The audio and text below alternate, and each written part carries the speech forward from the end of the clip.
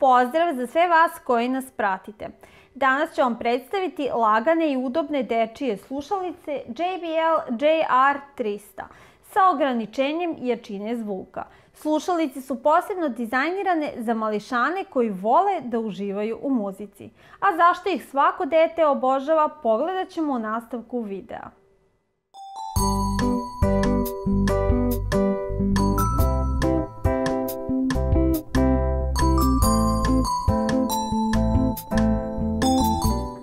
Kao što vidite, u pakovanju se nalaze dečije slušalice, stikeri i uputstvo za korišćenje, ali to je više za mame i tate. Ono što ćete prvo primetiti kod ovih dečijih slušalica je neverovatno udoban i lagan dizajn. Slušalice imaju mekane jastučiće i oblogu za glavu, što je odlično jer se deca često užive u ono što vole i to rade satima. Tako da nećete morati da brinete ako vaše dete po ceo dan ne skida slušalice sa ušiju, jer je njihova težina samo 108 grama. Slušalice je moguće produžiti, tako da udobno prijanjaju deci svih uzrasta.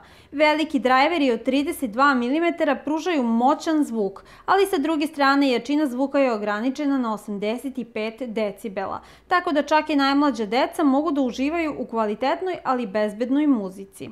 Ovi simpatični stikeri koje deca dobijaju u pakovanju sa slušalicama omogućavaju im da personalizuju svoje slušalice i da sami dizajniraju kako žele da izgledaju.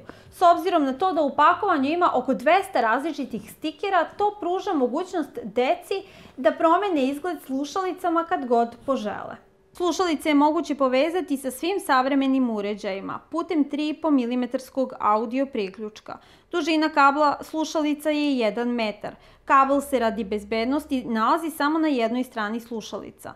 JBL JR300 napravljene su od jakih materijala, tako da su veoma elastične pa se mogu čak i savijati. Vaši mališani ih ne mogu tako lako uništiti, ni slučajno, a ni namerno. Obradujte vaše mališane prvim JBL slušalicama za decu i omogućite im da već sada uživaju u muzici. Odaberite boju koja im se više sviđa, svetlo plavu ili crvenu, i naručite ih putem linka. Ako vam se dopada naš video, ne zaboravite da nas lajkujete i zapratite. To bi bilo sve od mene za danas. Pozdravljam vas do sledećeg gledanja.